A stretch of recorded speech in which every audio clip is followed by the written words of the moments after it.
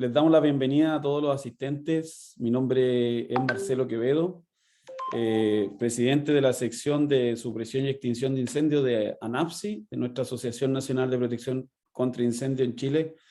Les damos la bienvenida a todos los asistentes. Muchas gracias por tomarse el tiempo de asistir. Como sección estamos partiendo nuestra ronda de charlas técnicas que queremos hacer, ¿cierto? Como equipo para la contribución de nuestra especialidad, ¿cierto? Y el conocimiento y la contribución al conocimiento de todos los integrantes de la asociación y además de todos los invitados, ¿cierto? Que se han unido en esta oportunidad. Vamos a estar hablando aproximadamente una hora con don José Prada, que va a ser nuestro relator, ¿cierto? En temas de rociadores, dos sistemas de rociadores, y vamos a tener un bloque al final de la presentación, en donde un bloque de 20 minutos, donde vamos a hacer una ronda de consulta y respuesta, ¿cierto? Queremos tratar de que el tiempo lo podamos cumplir como lo teníamos estructurado, ¿cierto? Antes de dar la palabra a don José, quiero comentarles que don José Prada es un ingeniero electricista, ¿cierto? Nos está apoyando en esta oportunidad. Tiene más de 25 años de experiencia en sistemas contra incendios como ingeniero de incendios, así que es diseñador, consultor en esta área, y trabaja en todos los tipos de sistemas contra incendios que existen, ¿cierto? Tiene una amplia experiencia como diseñador, instalador, gerente de proyectos, ¿cierto? Y también es parte de la asociación. Se incorporó hace poco con nosotros y tenemos la suerte de tenerlo también en el grupo de extinción en nuestra sección. Así es que le doy la palabra a don José, le agradezco nuevamente a todos los asistentes y estaremos moderando ahí las consultas y preguntas. Adelante, don José, muchas gracias. Bueno, muchas gracias. El placer y honor es mío, ¿no? De estar acá en ANAPSI y poder cooperar con estas actividades que usted hace del fomento del conocimiento. Bueno, bienvenidos a todos. Espero que la charla de hoy sea de su agrado. Vamos a hablar hoy de los conceptos básicos sobre rociador automático, sistema de rociador automático. Obviamente esto tiene grados dependiendo de los grados de conocimiento que pueda haber en la audiencia, pues a algunas personas le podrá parecer algo rutinario, repetitivo, pero para otros puede ser una bonita experiencia conocer algunas cosas y podemos tener aquí un espacio para hablar. Entonces, vamos a hablar sobre los conceptos básicos para el diseño de sistemas rociadores, que es, digamos, un título bastante ambicioso para el tiempo y la información que vamos a compartir. Entonces, el objetivo esperado es adquirir conocimientos conceptuales sobre los sistemas de rociadores y sus componentes, y poder diferenciar los diferentes tipos básicos de sistemas de rociadores y ver sus aplicaciones clásicas, referente a los sistemas de rociadores húmedos, rociadores secos, sistemas de rociadores preactuados. Y al final, ver algunas situaciones susceptibles de mejora, con algunos casos prácticos donde podemos, pues, mostrarle a la audiencia el por qué es bueno tener conocimiento sólido sobre el tema. Por favor, me confirman que estoy pasando la presentación, que no estoy hablando en el vacío. Se ve bien, José. Sí, Perfecto. sí, perfecto. Muchas gracias. Bueno, gracias. Entonces, los componentes esenciales de un sistema de extinción por agua se pueden conseguir, pues, en el manual del handbook de la NFPA. Se puede conseguir igualmente en documentos de FM Global. Normalmente están asociados a un sistema de redes, ¿no? En Estados Unidos, que es donde se toma esta imagen clásica, regularmente hay una red pública que se llama Public Water Main, de la cual se puede tomar agua para el sistema de rociadores. Esto en Latinoamérica, o por lo menos en los países donde he vivido, no es factible. Y dentro de las instalaciones, esas redes se llaman privadas, o redes privadas, o private mains. Eso se refiere al Private Fire Service Main acá. Y de esta tubería, que es alimentada normalmente de una bomba y un tanque, que es lo que normalmente hacemos nosotros, alimentamos los diferentes sistemas. Cuando hablamos de un sistema húmedo, hablamos de un sistema básicamente a base de agua. ¿de acuerdo? Independientemente de que algunas partes o componentes del sistema en algún momento, por alguna circunstancia, no posean agua, al final van a aplicar agua y por eso se llamamos que son sistemas húmedos. ¿Ok? Entonces, estos sistemas clásicos de rociadores que están acá, que tienen muchísimos años de funcionamiento, nosotros los conocemos en forma coloquial, empírica, que son básicamente compuestos por ese suministro de agua que puede ser enterrado superficial, que vamos a llamar el alimentador, la aducción de agua que va al sistema de rociadores.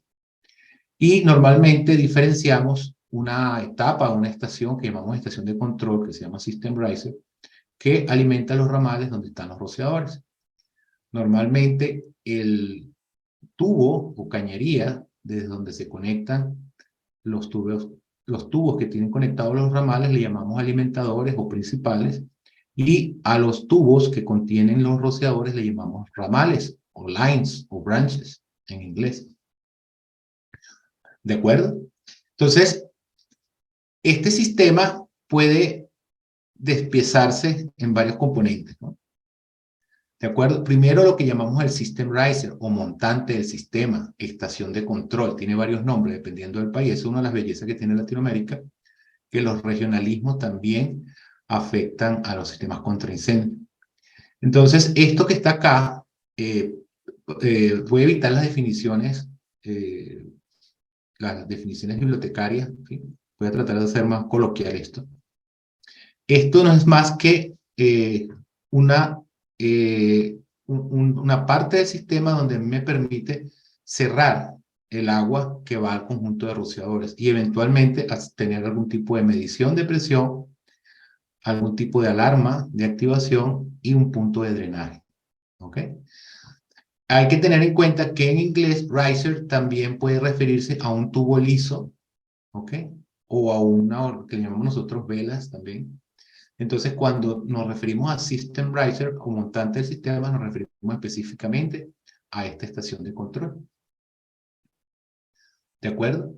Y pues hay algunas variedades o variaciones de esa estación de control. Aquí vemos un ejemplo constituido por una válvula de alarma, una check valve, con lo que se llama el trim de medición de presión. Trim, en forma genérica, es todas estas tuberías o todos estos elementos que se utilizan para conectar otros dispositivos asociados al riser.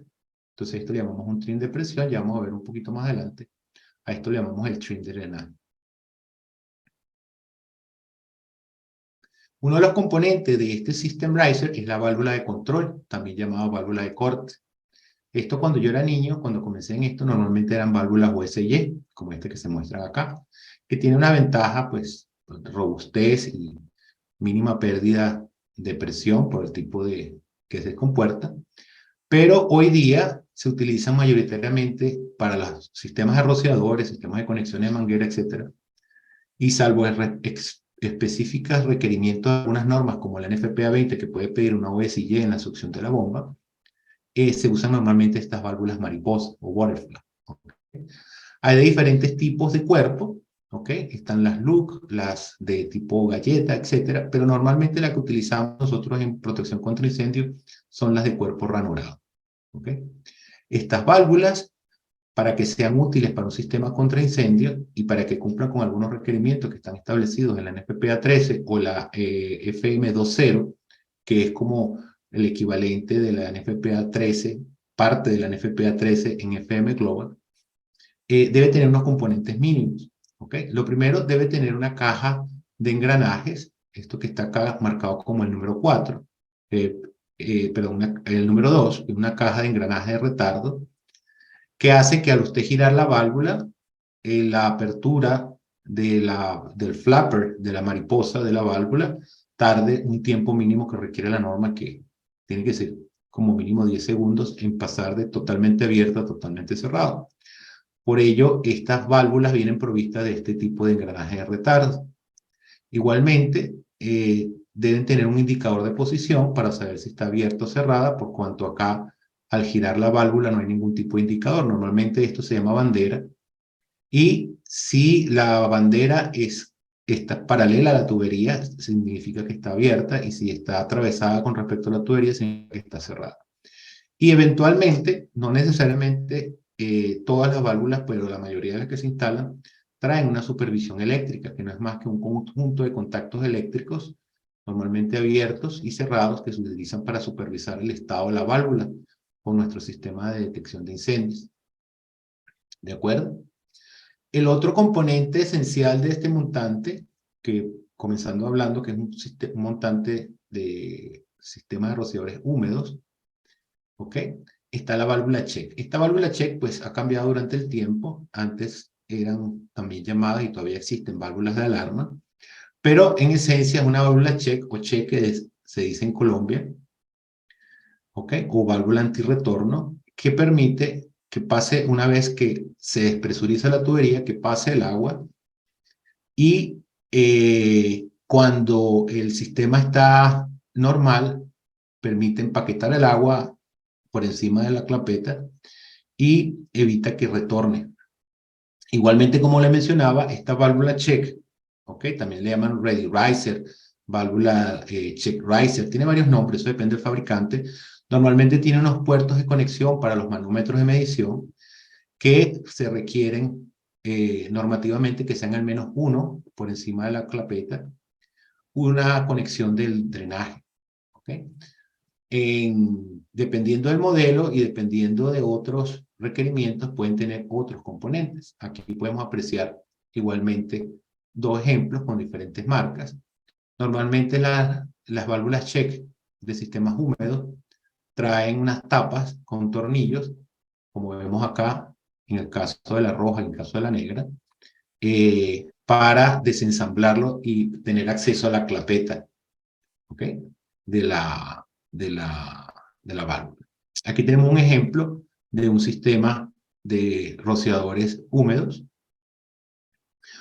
En este caso, esta es la válvula check y aquí se ve la clapeta. Cuando este sistema está en condición normal, todo el sistema está lleno de agua, ¿ok? Hasta los rociadores. Y esta clapeta que está acá está cerrada, está sobre el asiento de la válvula, ¿ok? O el sits de la válvula. Acá se aprecian el trim de medición de presión, aquí se aprecia el trim de drenaje. Y en este caso, esta válvula contiene otros accesorios que se utilizan para fines de alarma. Esto que está acá, que también está cada vez más en desuso, es lo que se llama una campana hidráulica o un gong hidráulico. ¿De acuerdo? Entonces, el trabajo de esta válvula es mantener presurizado el sistema, ¿ok?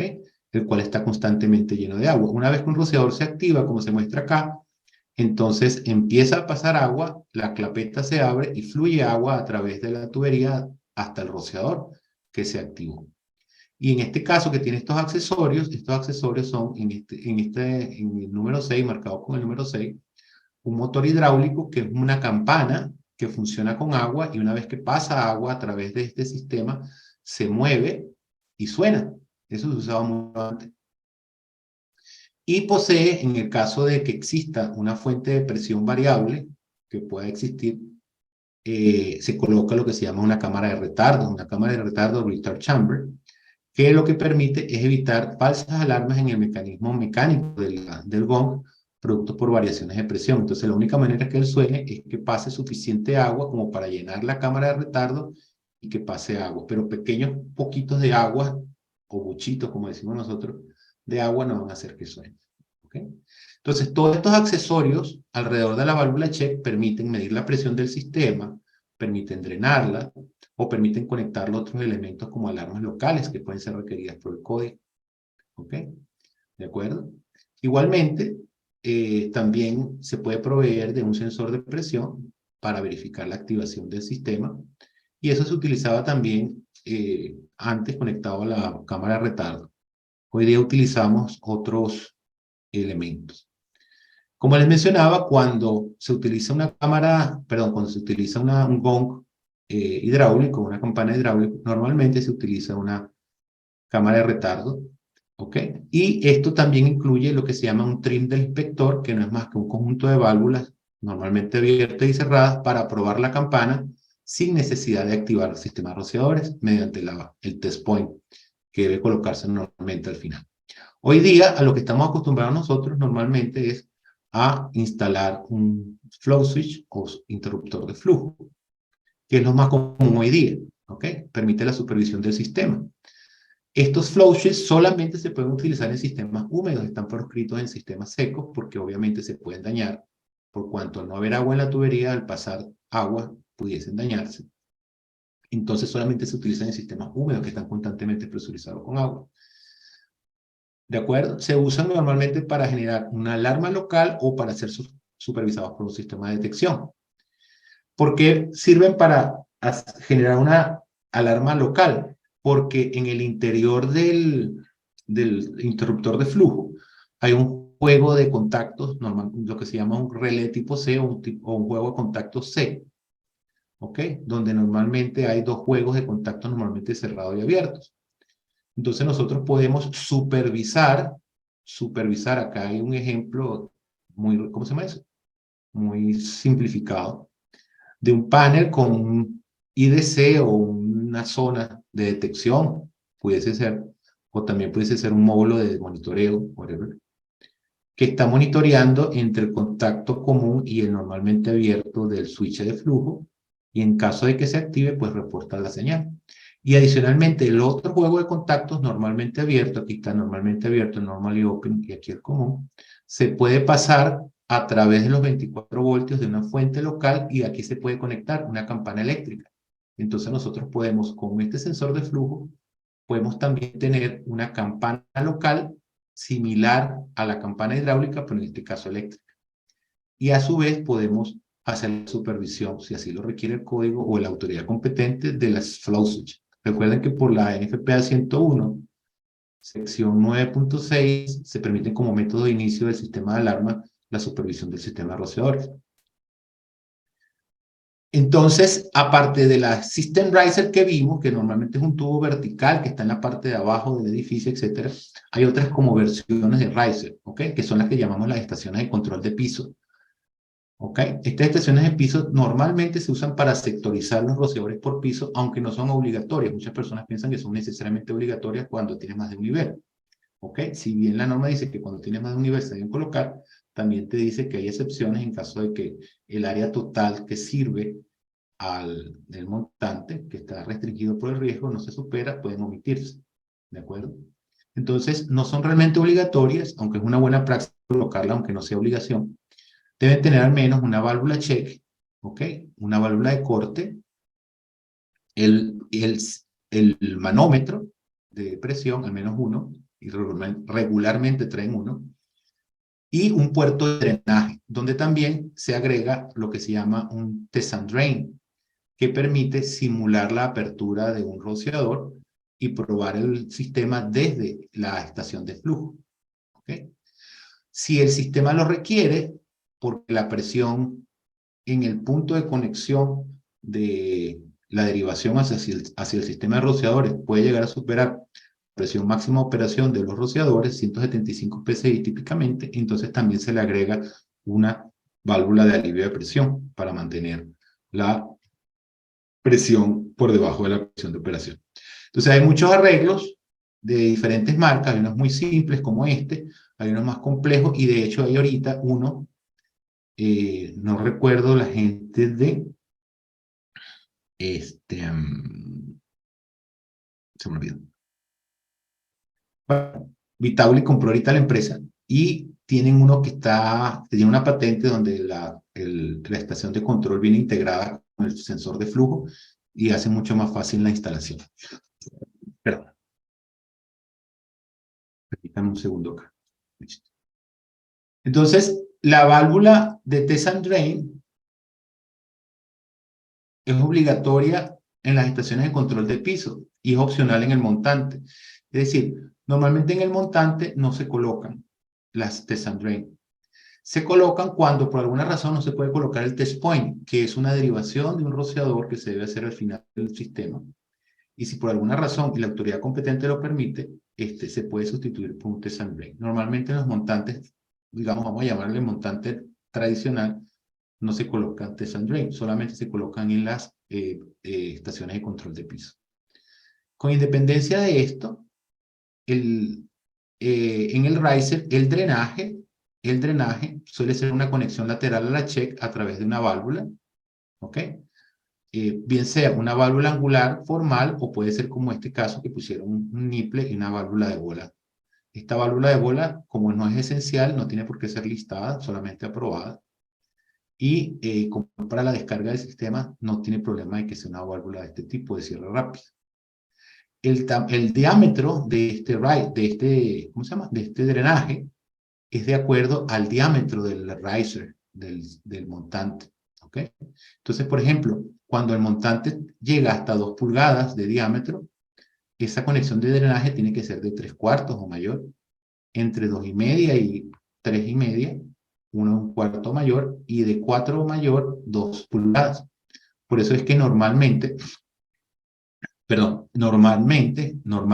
estas válvulas traen una conexión de drenaje de 2 pulgadas, correcto. Entonces, hay que recordar siempre que el diámetro de este drenaje va a ser función del diámetro del riser.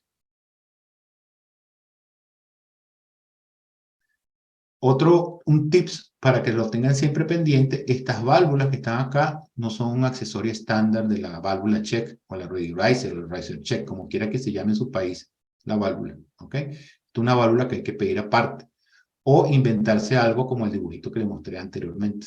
Pero si lo quieren hacer, pues, fashion, esta válvula la venden aparte. Y hago siempre este comentario porque hay personas que tienen que revisar siempre el datasheet de la válvula para ver qué cosas vienen con la válvula y qué cosas son accesorios, porque entonces a veces pasan incomodidades cuando reciben las válvulas incompletas. También, pues, los vendedores deberían asesorarnos al respecto. El otro componente de los sistemas rociadores, pues, el más evidente, son las tuberías. Anticipándome a cualquier pregunta en el futuro, estas tuberías no tienen que ser listadas obligatoriamente para su uso contra incendio, ¿ok? Solo deben cumplir con los estándares que indique la norma de consulta, bien sea la NFPA 13, bien sea la NFPA 13 o bien sea la FM20, ¿ok? Si no cumplen con esos estándares que están establecidos en la norma de consulta, entonces ahí sí debe ser una tubería listada, ¿ok?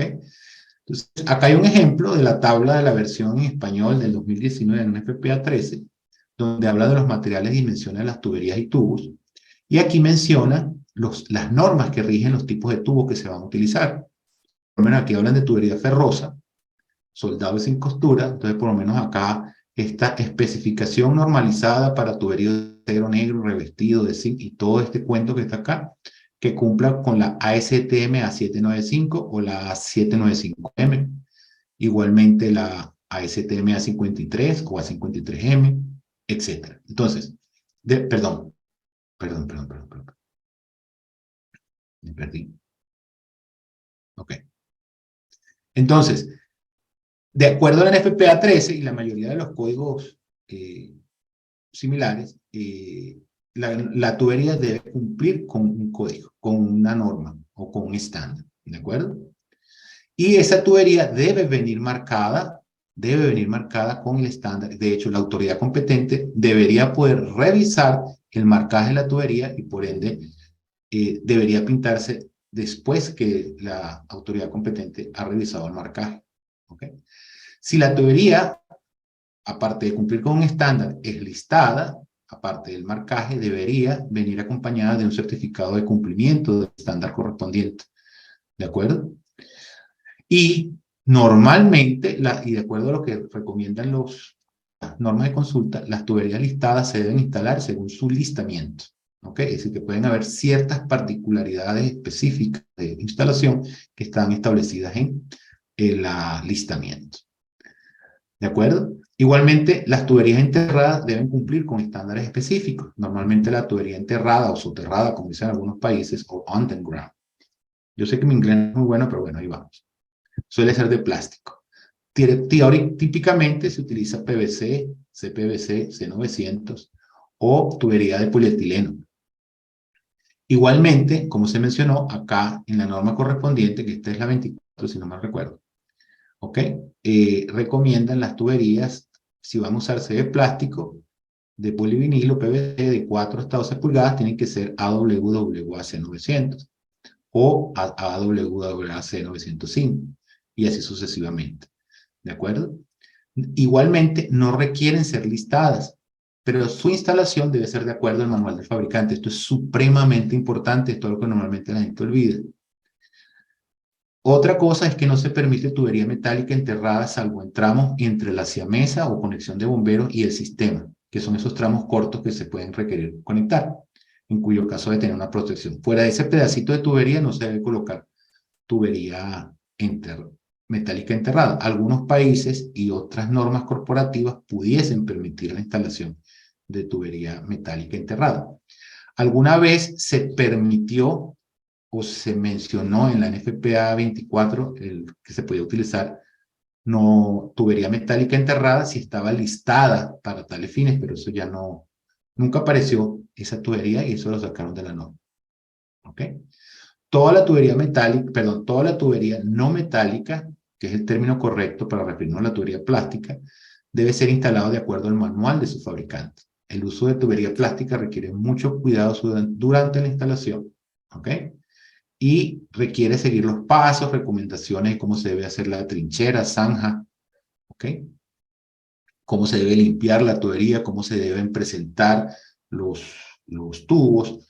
Requieren el uso de bloques de atraque, ¿okay? O de sacrificio, o de restrictores de movimiento.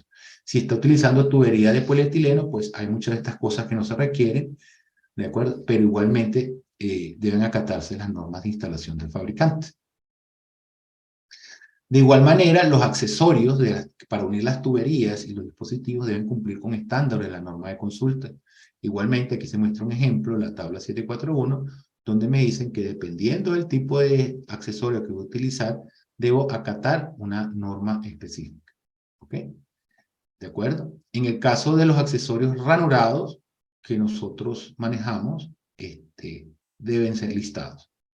Acá hay un momento de interés que debo mencionar, que siempre deben observarse las máximas presiones de trabajo de los accesorios, que no necesariamente clase 150 o 125 significa que esa es la presión máxima que toleran y se revientan a 175 o 200 psi.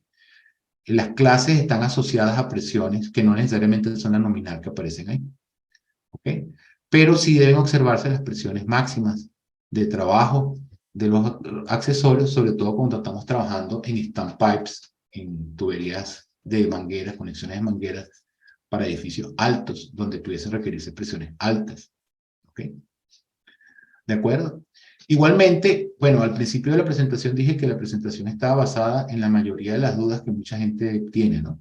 Entonces, una pregunta que siempre surge es, primero, si se puede ranurar tuberías, primero si se puede roscar tuberías Schedule 10. No, no se puede roscar tuberías Schedule 10. Otra pregunta es si se puede ranurar tuberías Schedule 10, ¿hasta qué diámetro se puede ranurar Schedule 10? ¿Ok? Entonces, la NFPA 13, en este caso, usándose como norma de consulta, nos establece que siempre y cuando se cumpla con un grosor mínimo de pared, se puede utilizar tubería Schedule 10 hasta 300 libras. Por encima de esa presión de trabajo, ¿ok? O si no se cumple con el grosor mínimo de pared de tubería, se debe utilizar Schedule 40. Luego, la NFPA 13 me indica cuáles deben ser los mínimos espesores de pared que debe tener la tubería en función del diámetro para tubería Schedule 10 para poderla ranurar por deformación. ¿Ok? Hay dos tipos de ranurado, uno por deformación o roll groove o ranurado con rodillos, y otro por desbaste o por corte. En el caso de que el ranurado sea por corte, no se puede utilizar tampoco tubería Schedule 10. ¿Ok? Porque la pared no lo permite, salvo que existe una tubería específicamente listada para eso y no la conozco. No quiere decir que no exista. Entonces, si usted quiere trabajar con tubería Schedule 10, puede trabajar con Schedule 10 hasta el diámetro que le permite el grosor de la pared, mientras que esté ranurando por deformación o por rodillos, ¿ok? Hasta máximo 300 libras. Entonces, si el diámetro está entre 1 y 5 pulgadas, no hay restricciones del mínimo espesor de pared. A partir de 6 pulgadas, el mínimo espesor de pared tiene que ser de 0,134 pulgadas. Para 8, 0,188 pulgadas. Para 10, 0,188. Para 12, 0,330. Entonces, usted puede ranurar, ¿ok? Tubería Schedule 10 siempre y cuando el diámetro se lo permita. Fíjense ustedes que, por ejemplo, en esta tubería que tiene un fabricante en su tabla, nos indican el grosor de pared. Si lo ven acá, nominal wall, aquí, nominal wall thickness. Fíjense ustedes que hasta 8 pulgadas tiene un grosor nominal de 0,188 pulgadas. ¿Ok? ¿Qué es lo que me permite la norma? Fíjense ustedes, 8 pulgadas tiene que tener un mínimo de grosor de 0,188. Algunos fabricantes no tienen grosores de pared de 8 pulgadas con este valor. Entonces, puede ser que su fabricante solamente le ofrezca hasta 6 pulgadas. Entonces, el límite de diámetro para ranurar tuberías Schedule 10 por deformación está determinado por el mínimo espesor de pared establecido por la NFPA. Y es válido hasta 300 psi. Si la presión es mayor a 300 psi, tengo que ranurar tuberías Schedule 40. ¿Ok? Igualmente, si el espesor de pared no lo alcanzo para 8 o 10 pulgadas, también tengo que utilizar Schedule 10. Entonces, eso se revisa en los datasheets del fabricante de la tubería. ¿De acuerdo? Muy bien. Otra consideración importante es la soportería de la tubería. La tubería del sistema base de agua, cualquiera que sea, rociadores, conexiones de manguera, diluvio, espuma, etcétera, debe ser soportada de acuerdo a la NFPA 13 o la FM20 u otra norma de consulta aplicable. ¿De acuerdo? Por la NFPA 13, si se usan accesorios listados para soportería con las limitaciones de la norma, no hay que hacer cálculos. Caso contrario, hay que hacer cálculos. Y la norma le dice cuáles son los requerimientos mínimos que debe cumplir los soportes, que debe soportar el peso de la tubería llena de agua, más 250 libras, ¿sí? Que el ingeniero que hace el cálculo debe ser un ingeniero certificado, etc. ¿De acuerdo? Caso contrario, no se pueden utilizar soportes creativos, ni, por ejemplo, soportes para tubería eléctrica, aunque diga listado, pues ese listamiento puede ser que sea un listamiento para el trabajo, para la norma de trabajo con el cual se listó el soporte eléctrico y se usa para otra cosa. No quiere decir que listado para protección contra incendio. Por eso es que hay que leer el certificado de listamiento.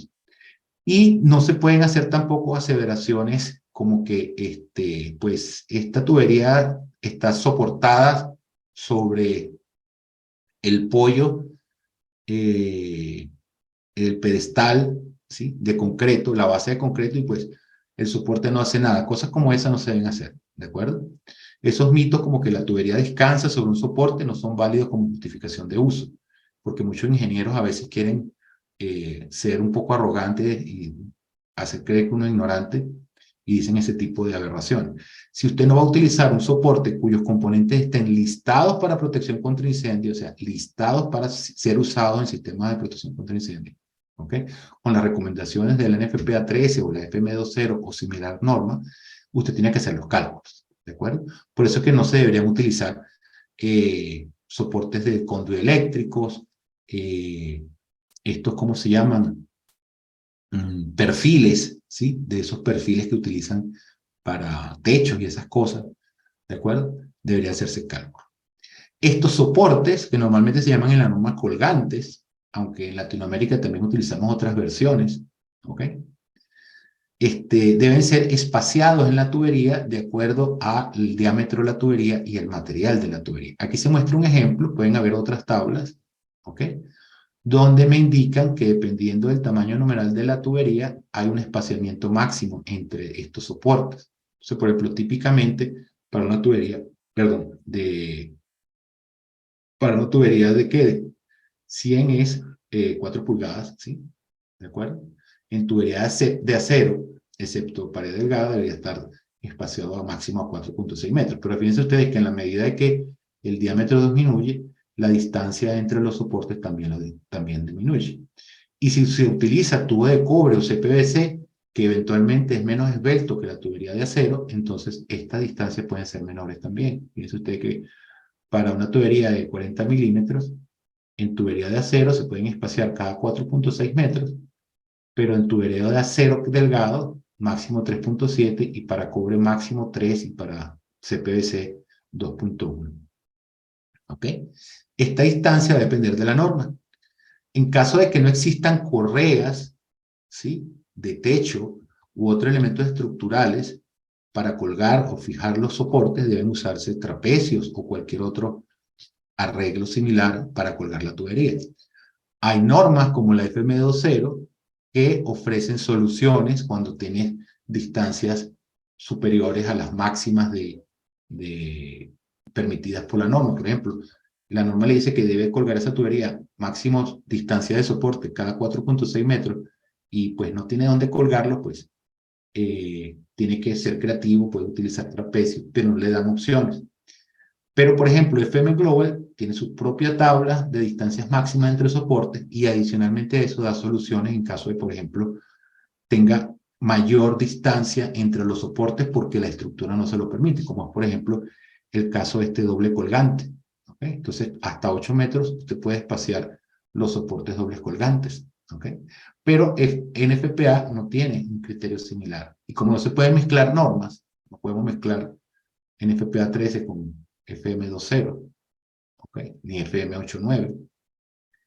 Depende por eso que le digo, depende del manual de la norma de consulta, del estándar de consulta, los criterios que vamos a usar. Pero simplemente lo estoy mostrando para que vean que hay otro universo donde pueden haber otras opciones. ¿De acuerdo? Como les mencionaba, en caso de requerirse, se pueden utilizar trapecios para colgar la tubería. Estos trapecios tienen que estar calculados y básicamente se calculan, basado en el módulo de este miembro estructural que va a estar colgado entre otros miembros estructurales de la estructura de techo o de la estructura del edificio. Y eso me permite a mí colgar las tuberías. De otra manera, cuando no lo puedo colgar directamente, ¿ok?, directamente a una correa o a una estructura en forma perpendicular del colgador. A esto se le llaman trapecios, ¿ok?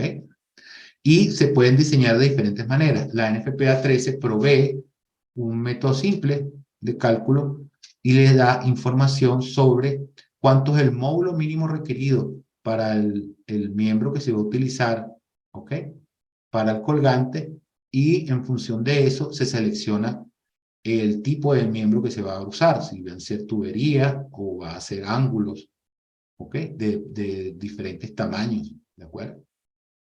No es tan difícil, ¿ok?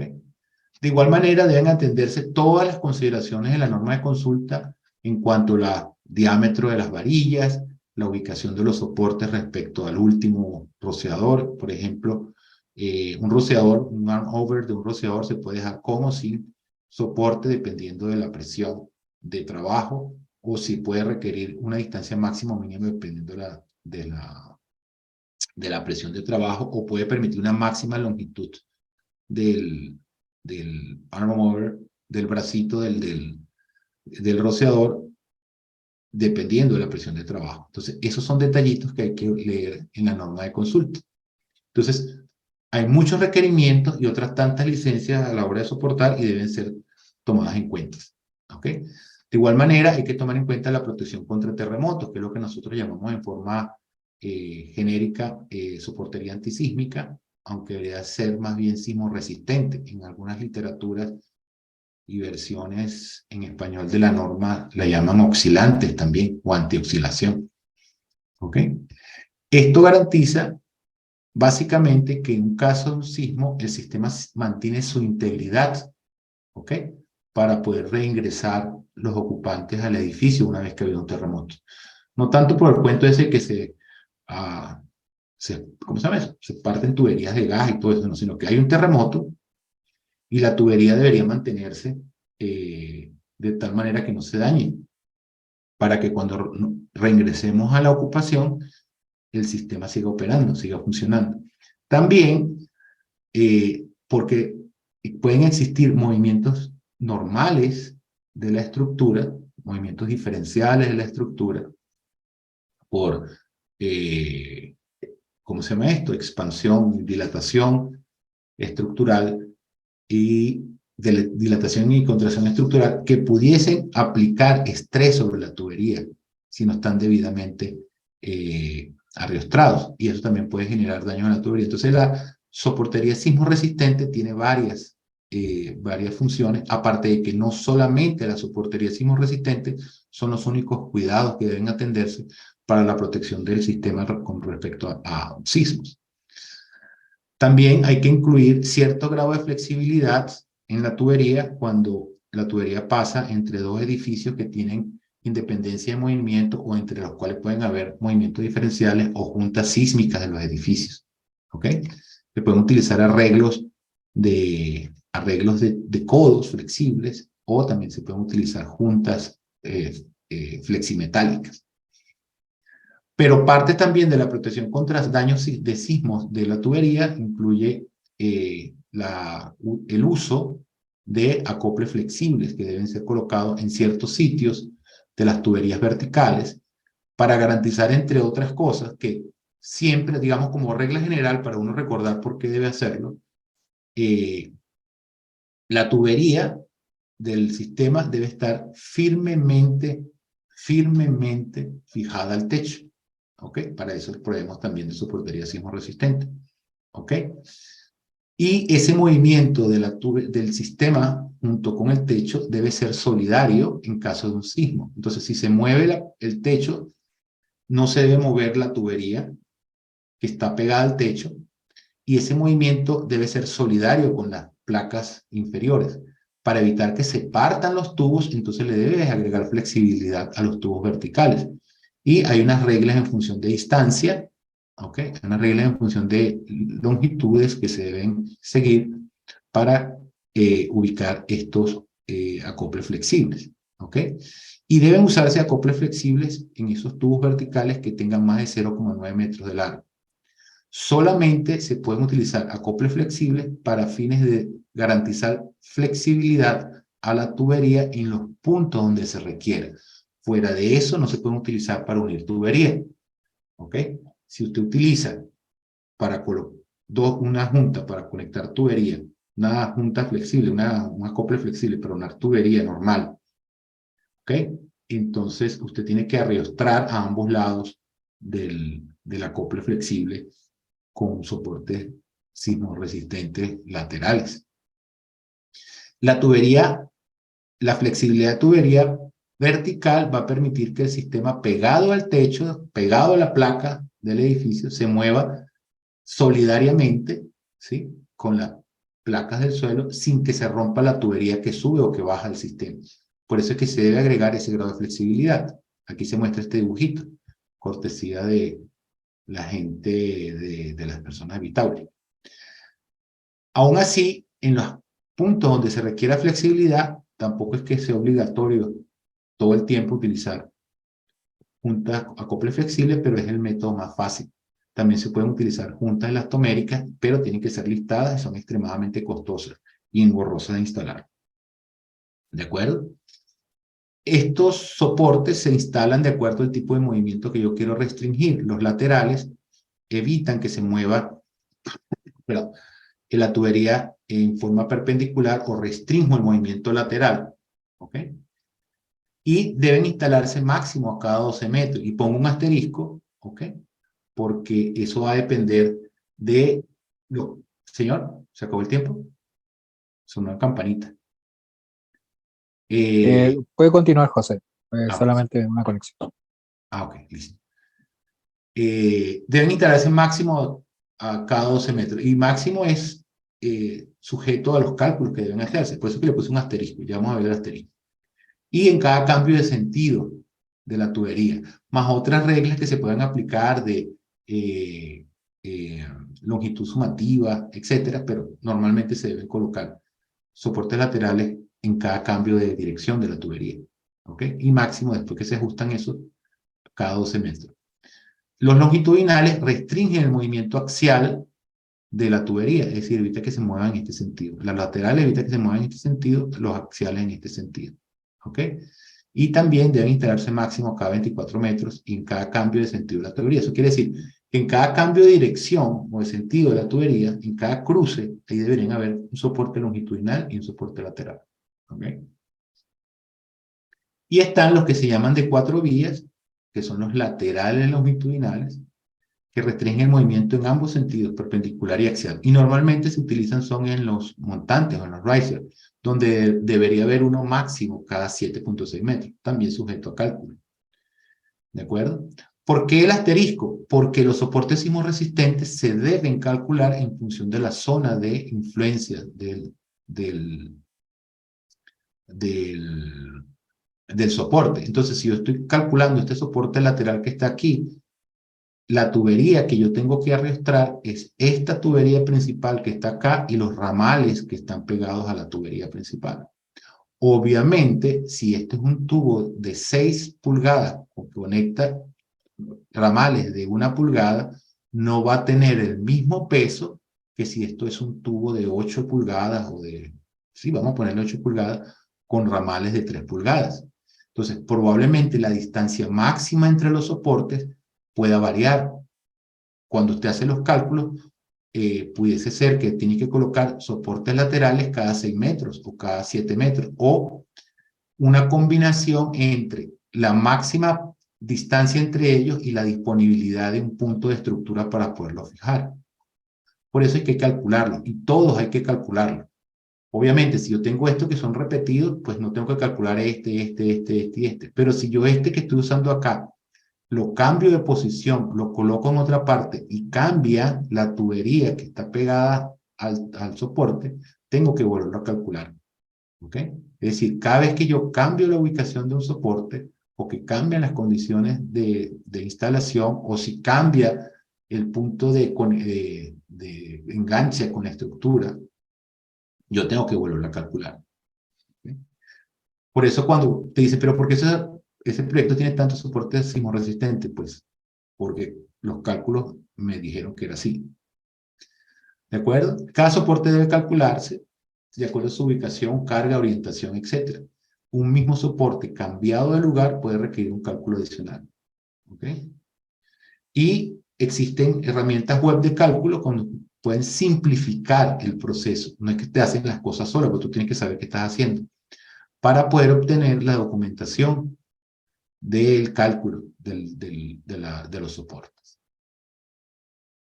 Igualmente, los sistemas de rociadores en la parte más alta deben colocarse válvulas de alivio de aire o ventosas también le llaman, para liberar el aire que queda atrapado en las tuberías. Esto disminuye la corrosión dentro de las tuberías y también evita las falsas alarmas o las activaciones en falso de los flow switch.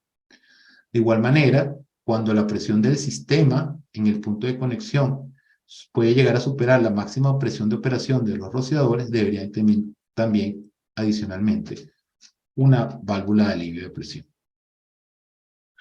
¿De acuerdo?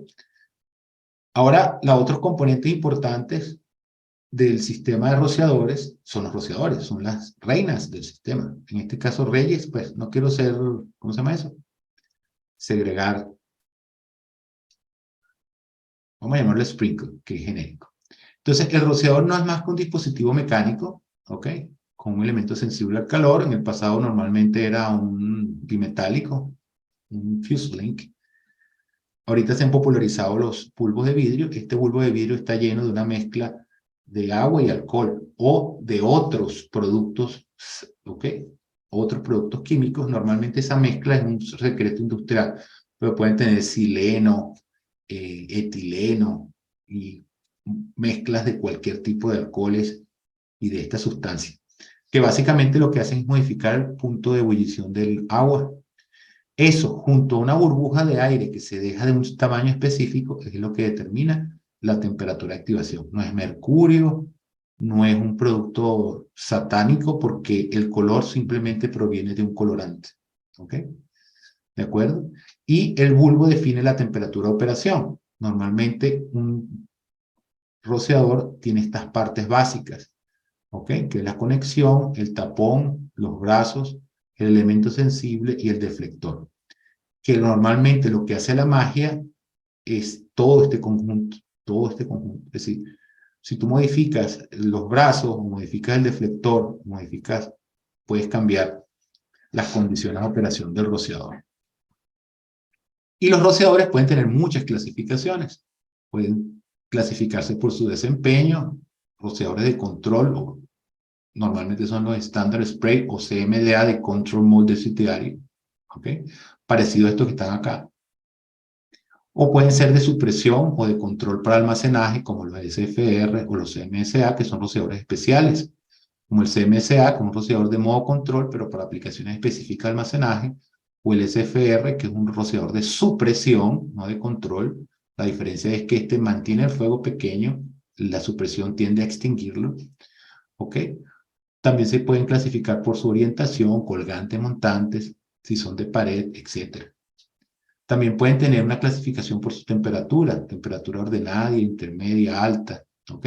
Y como les decía, la temperatura de activación de los rociadores va a depender del tamaño de la burbuja de aire que está dentro del bulbo.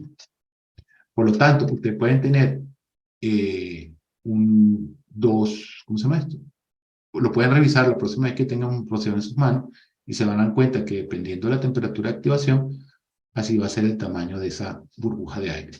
Y también la respuesta, estándar o rápida. Normalmente los rociadores estándar tienen un bulbo de 5 milímetros y los de respuesta rápida uno de 3 milímetros.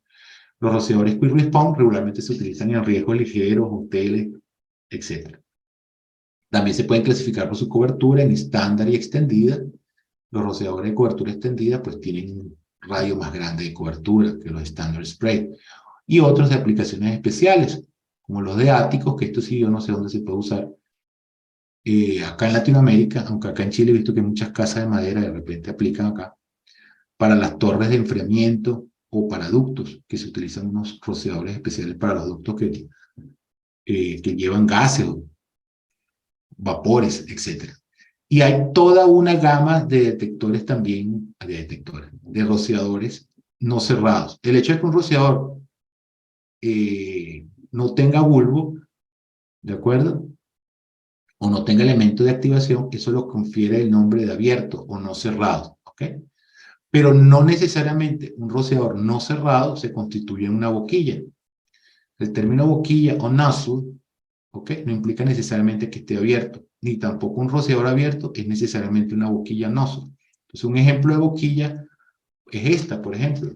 Fíjense ustedes que esta es una boquilla o nozzle y esto es una boquilla, pero esto es una boquilla abierta y esto es una boquilla cerrada.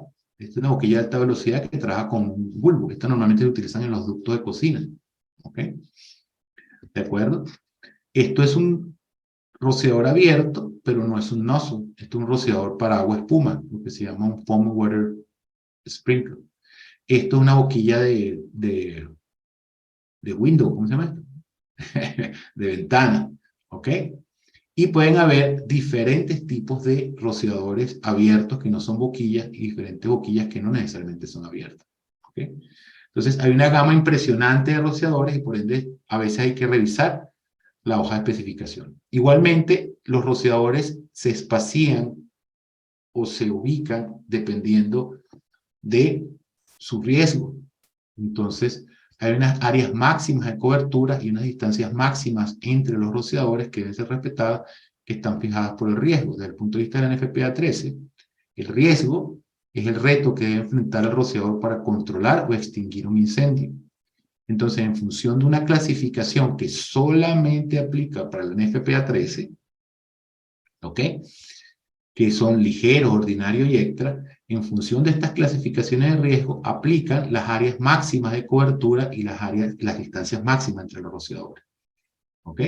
Esa área de cobertura es un área de cobertura cuadrada, no es un círculo, y eso lo podemos explicar en otras presentaciones. ¿Ok? ¿De acuerdo? No es un círculo como la gente piensa, es un rectángulo o un cuadrado de dimensiones determinadas en función de la máxima distancia permitida por la norma y la máxima área permitida por la norma de acuerdo al riesgo. ¿Okay? Entonces, normalmente esa área o área del rociador o va a ser el producto de S, la distancia de los rociadores, que la norma te explica cómo se calcula. S, la distancia entre los rociadores en un mismo ramal, se llama S de sprinkle, y la distancia de los rociadores en dos diferentes ramales, o L, por eso que se llama L, o line. Entonces, ese producto de S, la distancia por L, la distancia en un ramal por L, la distancia entre los ramales, ¿ok? Con el criterio de determinación que establece la norma para determinar S o L, eso es el área de cobertura. Entonces, cuando un rociador tiene un área de cobertura S por L de 4 por 3 es 12 metros cuadrados. Y es un cuadrado o un rectángulo, no un círculo, ¿ok? Y se lo comento porque he visto ingenieros que cometen el error de poner un círculo y calcular el área del círculo y todas esas cosas. ¿De acuerdo? Igualmente existen reglas de instalación que deben ser observadas dependiendo del tipo de rociador. Entonces, normalmente la regla esencial es que el rociador debe estar lo más cerca posible del techo, a no más de 1 pulgada del techo y a no menos de 1 pulgada y a no más de 30 centímetros. No se puede pegar el rociador del techo por varias razones. La primera, pues por un tema de cómo se saca, ¿no? Pero la otra es porque en realidad las capas de aire caliente que se forman tienen un mínimo grosor, y ese mínimo grosor, según estudios y ensayos que se han hecho y simulaciones, está alrededor de esa pulgada que pide la norma de distancia mínima que debe haber del deflector del techo. Y la máxima es típicamente un techo liso 30 centímetros. Pero la norma te da a ti licencias dependiendo de los tipos de techo, ¿ok? O te puede poner restricciones dependiendo del tipo de rociador, ¿ok? Por ejemplo, en el caso de un rociador SFR, cuando usted va a hacer una instalación, debe velar estos famosos cuellos de ganso, que suponen por otras razones, no es que sean obligatorios tampoco, debe velar que el rociador tenga una distancia máxima al techo, pero también unas distancias mínimas a las otras estructuras. ¿Ok? De igual manera, hay que estar pendiente de las reglas de obstrucción de los rociadores que persiguen. Primero, que el rociador se active a tiempo, que el calor llegue a tiempo al rociador. ¿Ok? Y la otra, que el agua descargada no sea obstruida y no llegue al riesgo que se está incendiando. Entonces, en un rociador típico, CMC, Control Mode Density Area, un CMDA, o llamado también rociador estándar, ¿ok? Tiene unos patrones paraboloides como este, donde se requiere que en las primeras 18 pulgadas no pueden existir ningún tipo de obstrucción, ¿de acuerdo? Y en las siguientes pies de desarrollo del patrón pueden haber obstrucciones hasta de 1.2 metros de ancho, pero eso solamente aplica para los rociadores estándar, ¿ok? Hay rociadores como los SFR donde no aplican no aplica el patrón y tampoco aplican esas reglas, ¿ok? Entonces, por ende, esas reglas van a depender del tipo de rociador, bien sea CMDA, Extended Coverage, o sea, de cobertura extendida de SFR, y de la instalación que está haciendo. Y estas reglas consisten esencialmente en garantizar unas distancias máximas y mínimas, ¿ok? A las obstrucciones, dependiendo del tipo de obstrucción, para evitar que este patrón del tipo que aplique no se vea afectado por esa obstrucción. Entonces, y en caso de no lograrse, normalmente hay que agregar rociadores adicionales. ¿Cómo estoy de tiempo? Porque creo que se está acabando el tiempo. Acabamos de cumplir los 60 minutos de presentación, José, así que podemos avanzar un poquito más. Listo, perfecto. Entonces, en algunos casos, los sistemas húmedos no se pueden usar por alguna razón.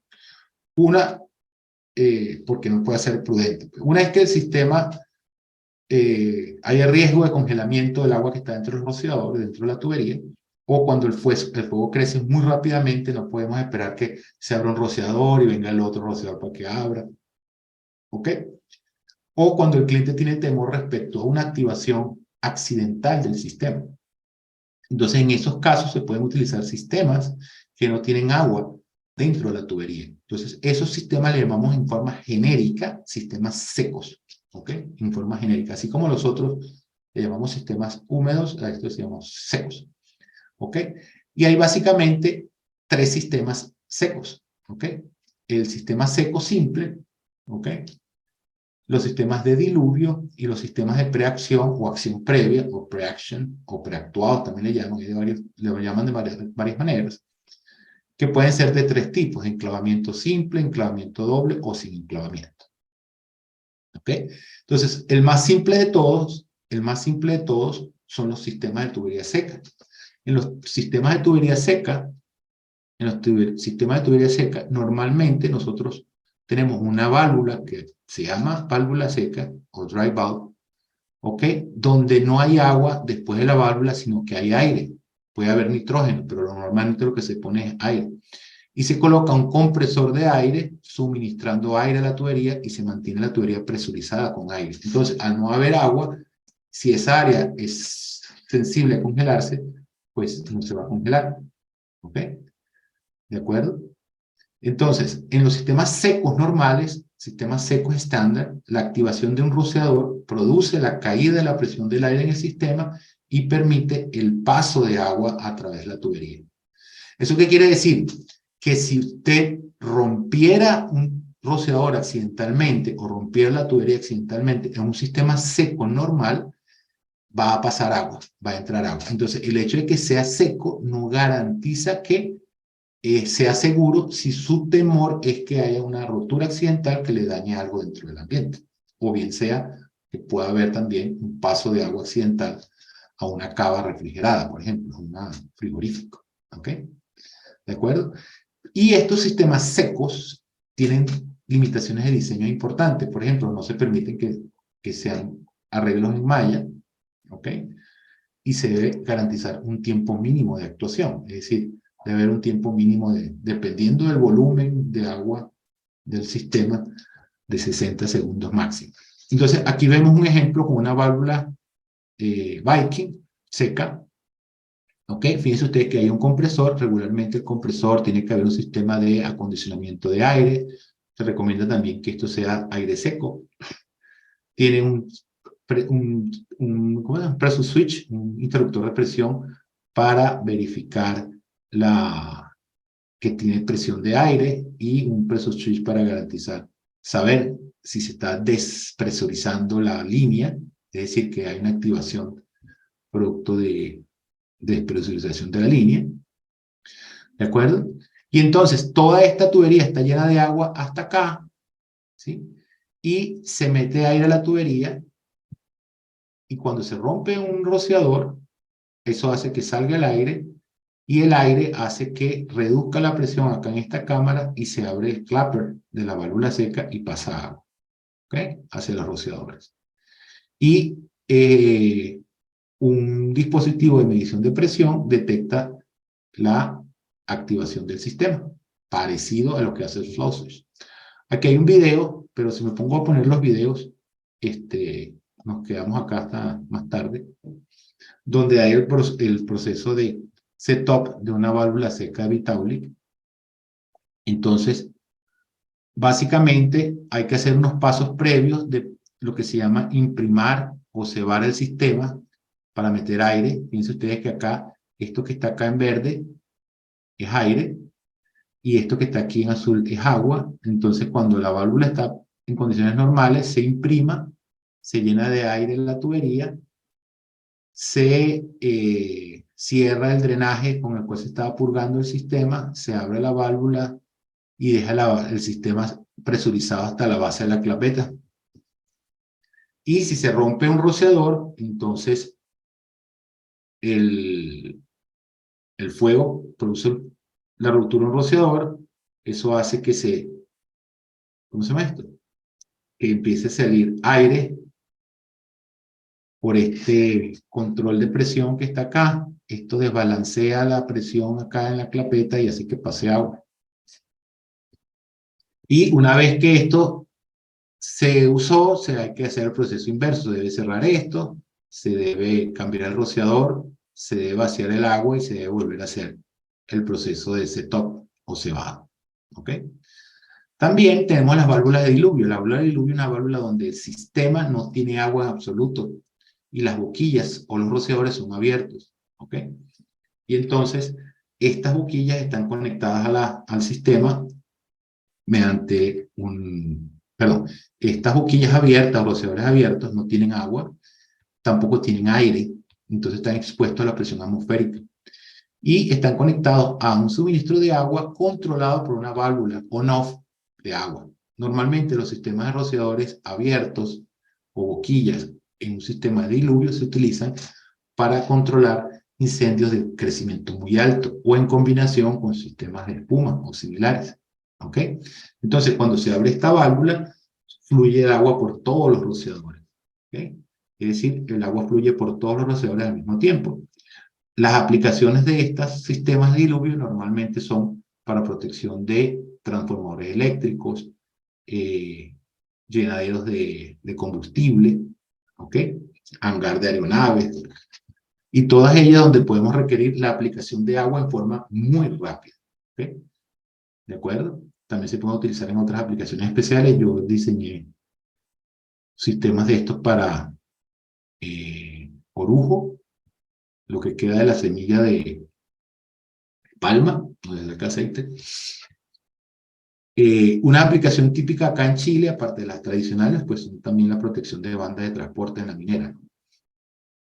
Muchos de ustedes quizás conocen eso. Aquí hay un ejemplo de activación de un sistema de la vida real de un sistema de diluvio.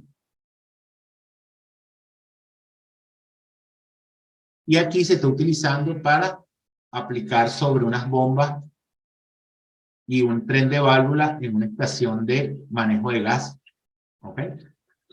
Entonces, esto está conectado a un sistema de detección de llamas, a un sistema de detección de gas, y aplica el agua sobre el tren de válvulas en función de una matriz causa-efecto determinada. ¿Ok? El funcionamiento de la válvula de diluvio se basa en el uso de un sistema de detección, que puede ser un sistema de detección eléctrico, neumático o hidráulico. Tradicionalmente, nosotros en la modernidad, como decía mi abuela, trabajamos con un sistema de activación eléctrico. Entonces, en la válvula de diluvio, tenemos toda la tubería está seca después de la válvula, ¿ok? Y tenemos una válvula que está prepresurizada, lo que es el cierre de la válvula, y que forzamos la despresurización de eso mediante un elemento que puede ser una válvula eléctrica u otro que me permita hacer eso. Fíjense ustedes que acá hay un ejemplo más visual de cómo funciona la válvula de diluvio. Entonces, en la válvula de diluvio, regularmente, esto depende del fabricante, ¿no? Esta es una válvula de diluvio clásica, que es la original Grinnell, que ha sido modificada a través del tiempo y copiada, etcétera, ¿no? Entonces tenemos lo que se llama un diafragma. Este diafragma que está acá, está en la cámara, que se llama cámara del diafragma o chamber, diaphragm chamber. Y cuando se presuriza esta cámara con agua, sella el paso de agua acá, ¿sí lo ven? Acá en condiciones normales yo presurizo este diafragma que está acá. Yo presurizo este diafragma que está acá y eso impide que pase el agua hacia la válvula. Cuando yo despresurizo esta cámara del diafragma, el diafragma se libera y deja pasar el agua. Ese es el principio de las válvulas de diluvios tradicionales. Hay otros métodos. Esto hace que las válvulas que se basen en este sistema de diafragma solamente sirvan para dejar pasar el agua, no para cerrar, no son on-off, son normalmente cerradas y solamente se abren. Y para despresurizar esta cámara del diafragma, entonces nosotros utilizamos un trim, el cual o tiene una válvula que permite sacar el agua de la cámara del diafragma, o tiene otro mecanismo para hacerlo. Entonces, si ustedes se meten aquí en el configurador de válvulas de Viking, valveconfig.vikingcore.com, si tuviese más tiempo, pueden mostrar un ejemplo. Ustedes pueden ver que para las válvulas de diluvio pueden utilizar el tipo de liberación, puede ser neumática, en cuyo caso se coloca una tubería llena de aire, donde se colocan unos rociadores especiales que se llaman de pilotaje, que al activarse ese rociador despresuriza esta línea y fuerzas la despresurización de la cámara del diafragma. O también puedes colocar un sistema hidráulico que se basa en colocar esta misma tubería, pero en vez de usar aire, usamos agua, o activación eléctrica, que es la tradicional, el electric release. ¿De acuerdo? Acá hay otro video de ejemplo, donde se muestra el funcionamiento de una válvula de diluvio. De todas maneras, el funcionamiento es muy simple. En este caso, este tanque que está acá tiene algún mecanismo de detección, que puede ser detección lineal de calor o detección de llama, etcétera.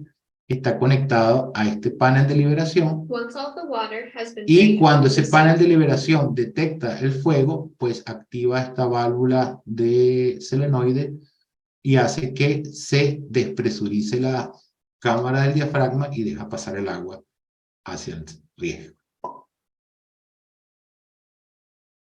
Y están los sistemas preactuados. Los sistemas preactuados son sistemas que también se llaman de acción previa, que se utilizan para dejar pasar el agua bajo una determinada condición. Entonces, los sistemas preactuados también funcionan con rociadores cerrados, y también la tubería después de la válvula es una tubería sin agua o tubería seca.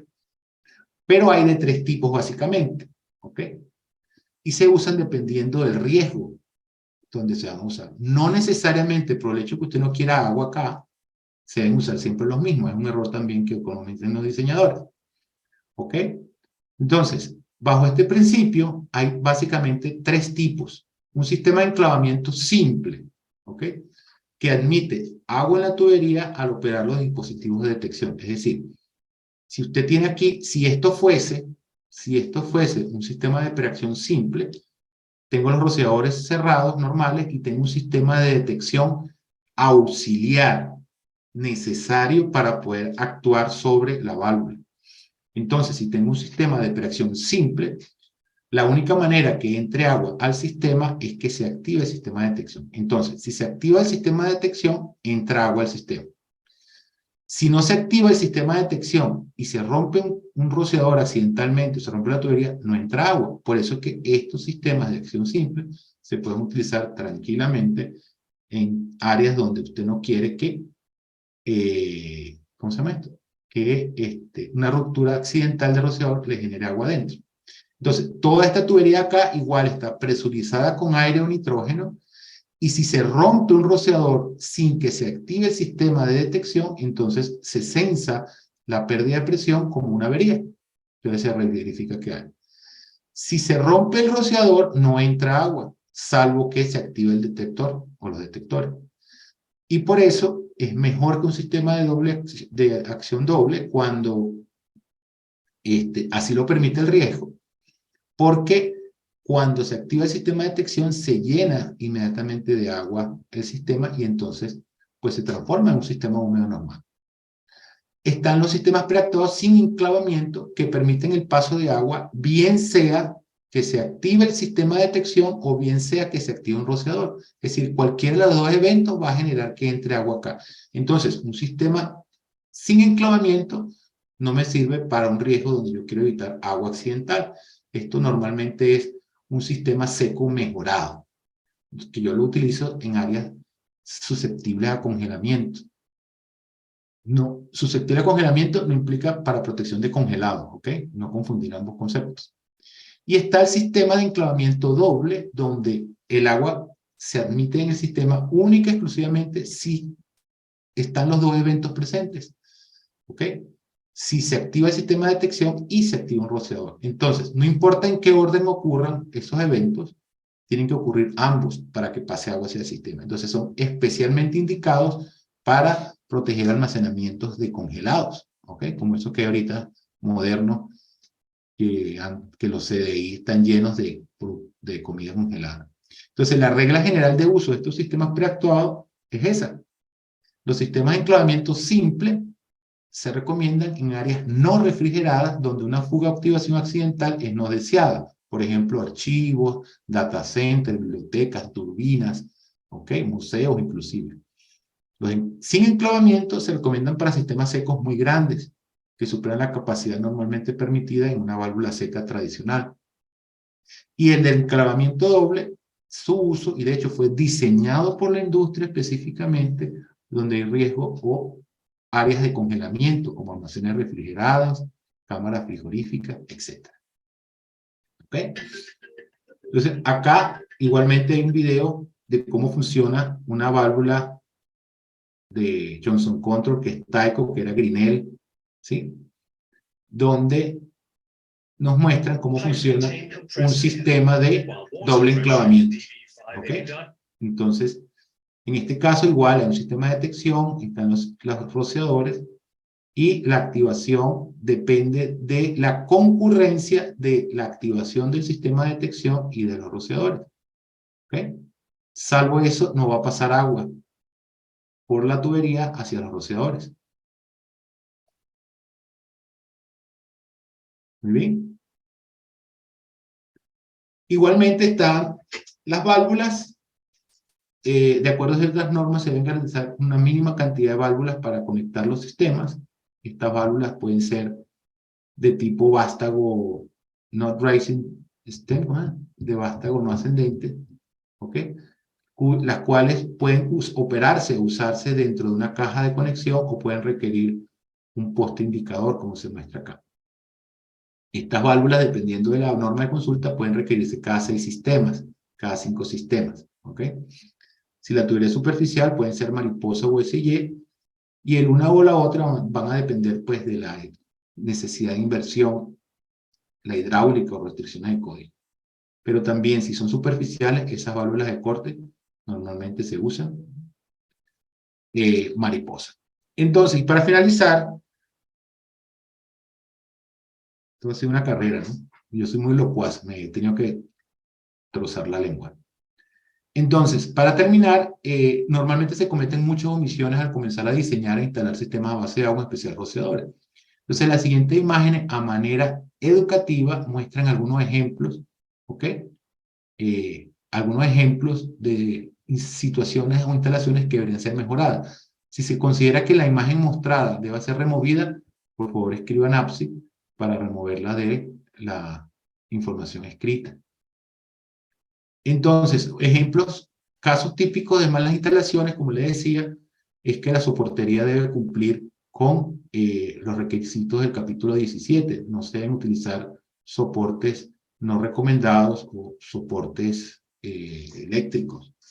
Igualmente, en el caso de cierto tipo de rociadores, como los SFR, se deben evitar colocar aditamentos, estructuras no aprobadas o listadas que puedan actuar como obstrucciones al calor u obstrucciones al agua.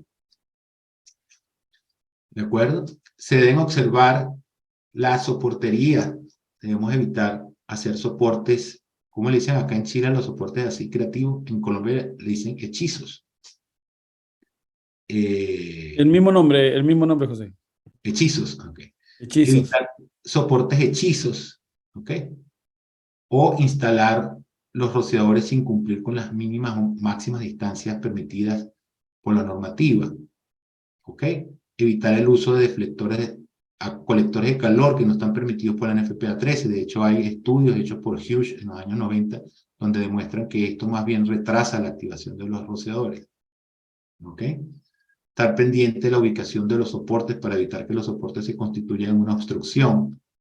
Evitar el uso de válvulas no recomendadas o de cierre rápido para las conexiones de los sistemas rociadores. Igualmente, cerciorarse que la orientación del rociador es de acuerdo al listamiento. En este caso se ve un rociador montante instalado hacia abajo. ¿Ok? Cuando estemos diseñando, verificar los planos, porque esto es muy típico. A mí me pasó cuando era niño, cuando estaba comenzando. Un plano que no mostraban los cortes y entonces uno pensaba que esto seguía derecho y entonces así aparecía el rociador que quedaba aquí y el instalador que no ayuda, o sea, uno que se equivoca y el instalador que no ayuda. Entonces, estos rociadores acá, pues, no van a funcionar adecuadamente porque están muy lejos del techo. ¿Ok? Rociadores lejos del techo o rociadores soportería inadecuada. Igualmente, no utilizar accesorios adecuados, o no seguir las instrucciones de la norma respecto al uso de los accesorios. Son cosas muy comunes que se cometen. La ausencia de soportería adecuada en la tubería.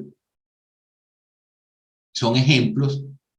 El uso de rociadores que no están listados para ciertas aplicaciones. Por ejemplo, en este caso, un rociador de pared que debería estar o en una pared o con un soffit y no está acá. Soportería inadecuada, instalación de los drenajes en forma inadecuada. Y otros ejemplos como rociadores muy lejos del techo o que no están alineados con la pendiente del techo, entre otras cosas que pueden ser oportunidades de mejora. Creo que me pasé como 10 minuticos, pero ahí vamos. Bueno, señores, muchísimas gracias por su tiempo. Disculpen lo apresurado de la conversación, pero bueno, quise tratar de meter esto concentrado así como una sopa Maggi. Espero que haya sido de su agrado la charla y que hayan aprendido alguna cosita.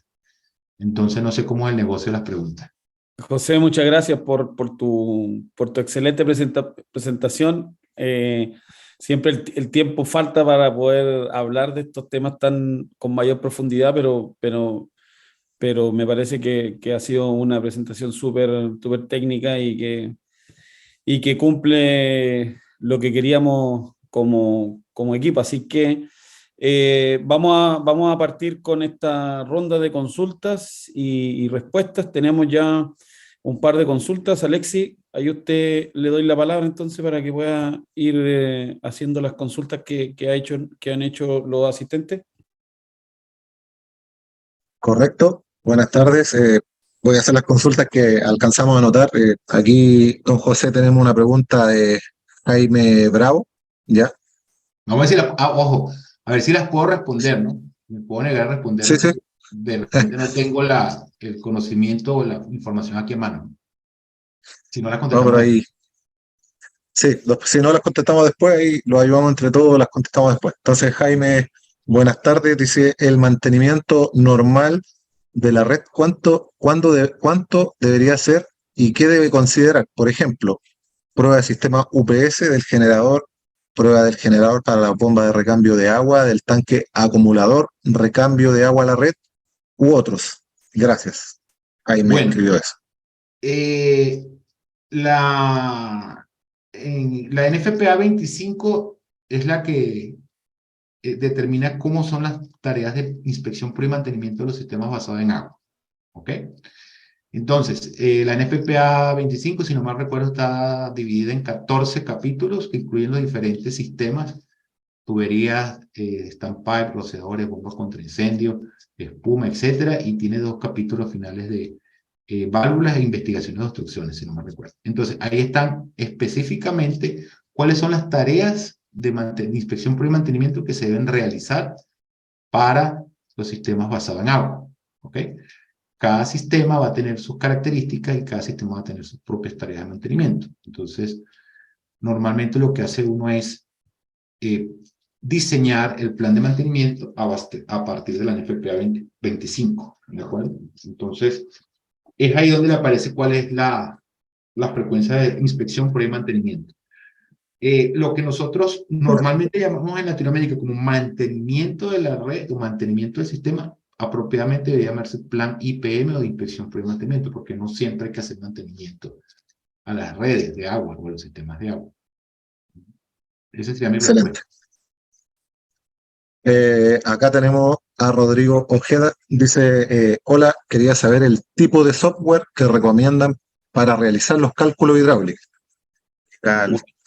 Eso también es una pregunta compleja porque eso va a depender de varios factores. El primer factor es su capacidad de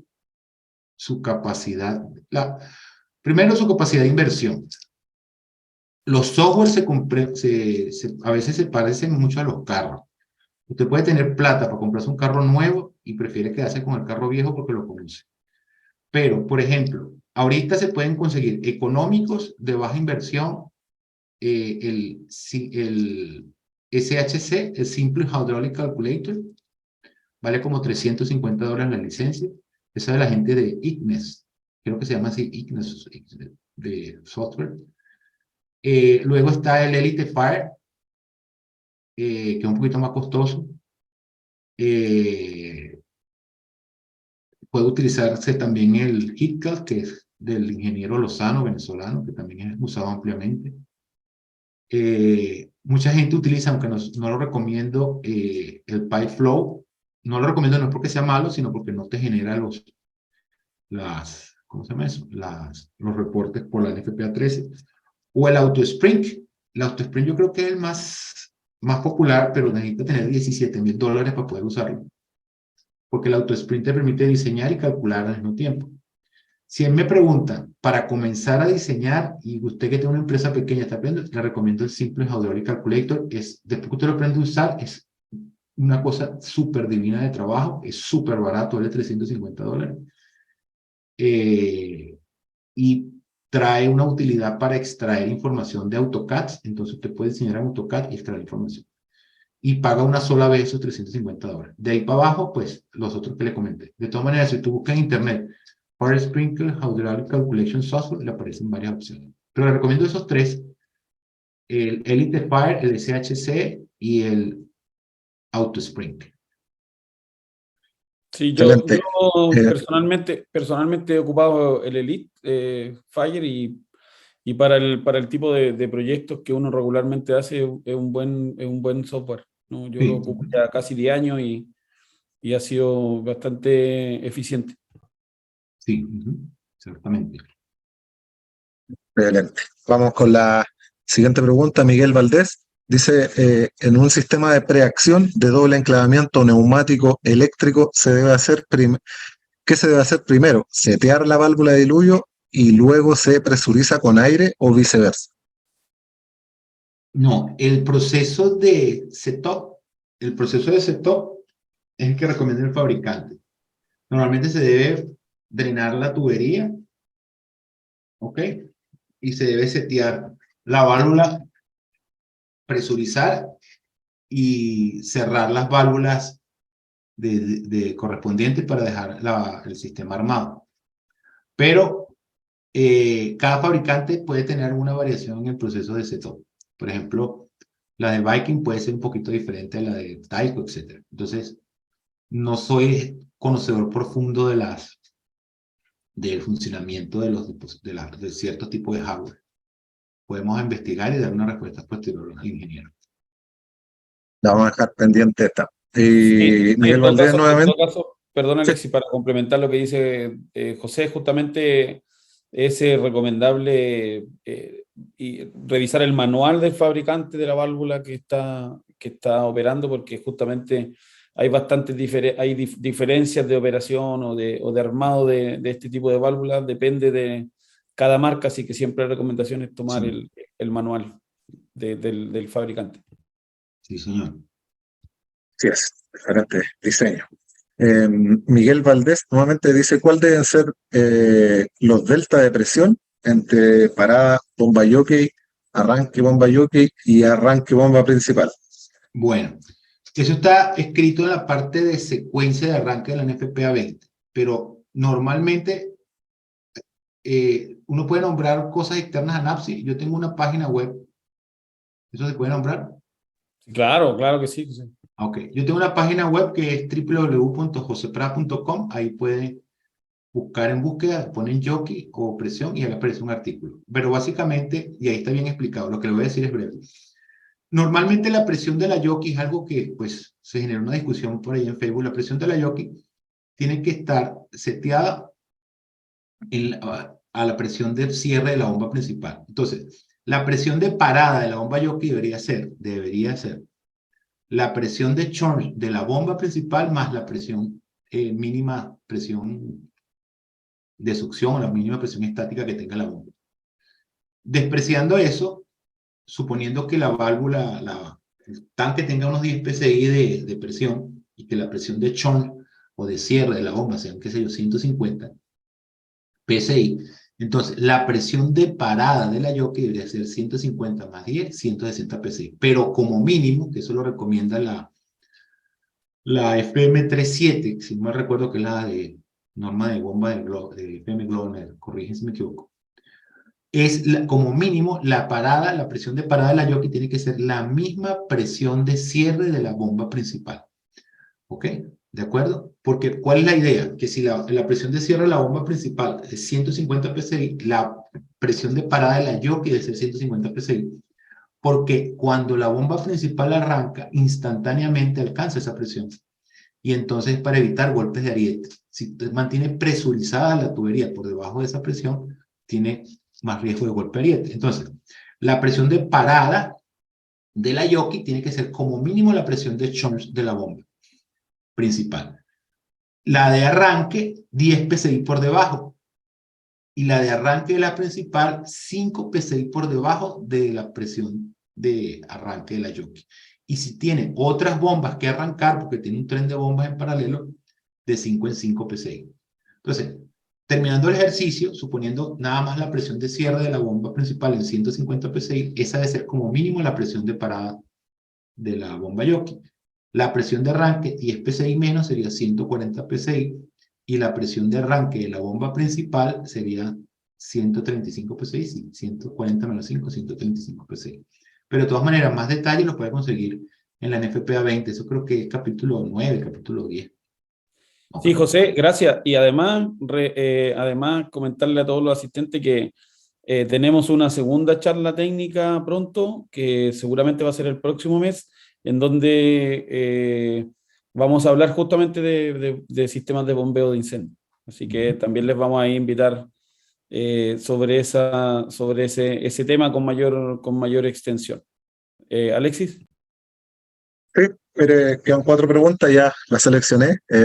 No sé, son bien cortas, las tiramos, seguimos, no hay problema. Son ¿Sí? bien cortas, la verdad, bien fáciles de responder. Aquí Julián Huertas nos pregunta si en qué parte de la normativa encuentro el diseño de los sistemas de preacción.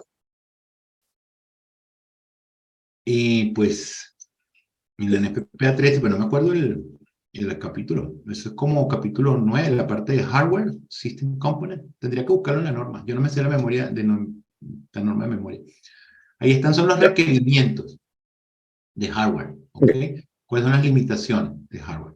Las características que deben tener las válvulas, las presiones de trabajo, los volúmenes máximos, las velocidades de activación, todo eso.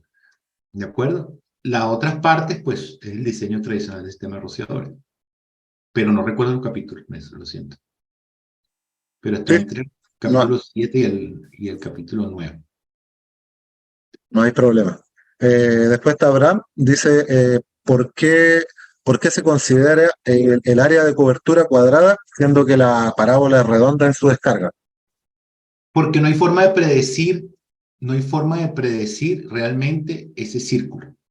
¿Ok? No existen Ya. estudios. Usted puede consultar el manual de la SFP, de la Society, ¿cómo es? La SF, Society of Fire Protection Engineer.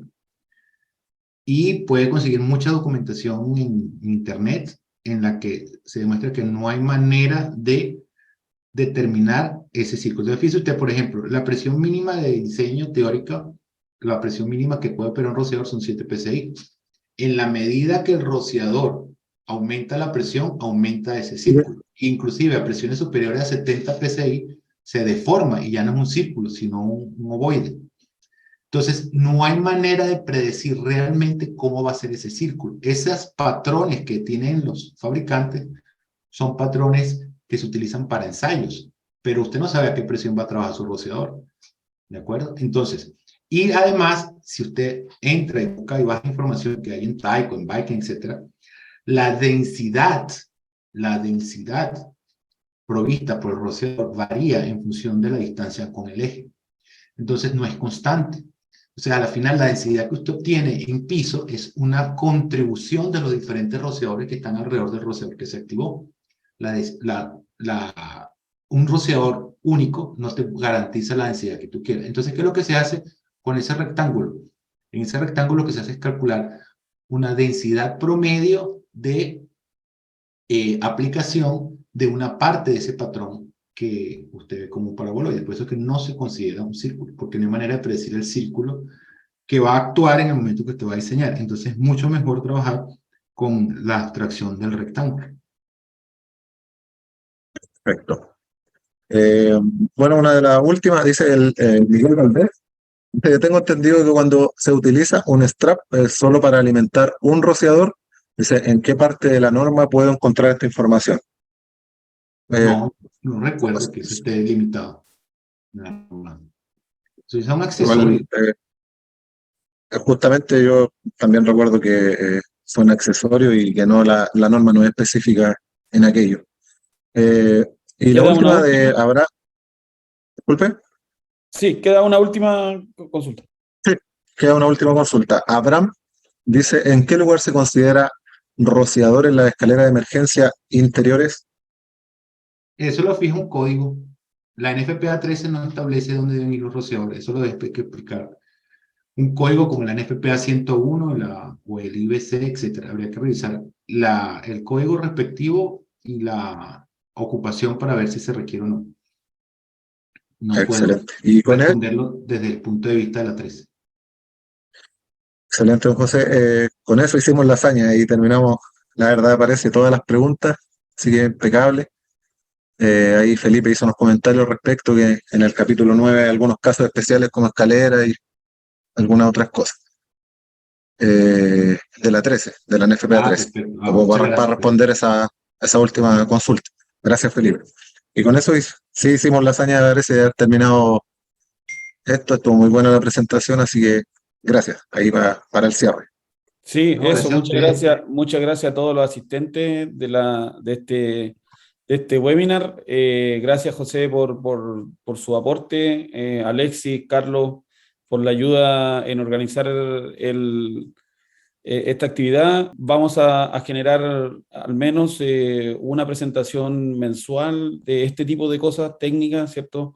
Para ir contribuyendo como sección técnica de extinción y supresión de incendios de nuestra asociación. Así que nuevamente gracias a todos, un abrazo, que tengan buenas tardes.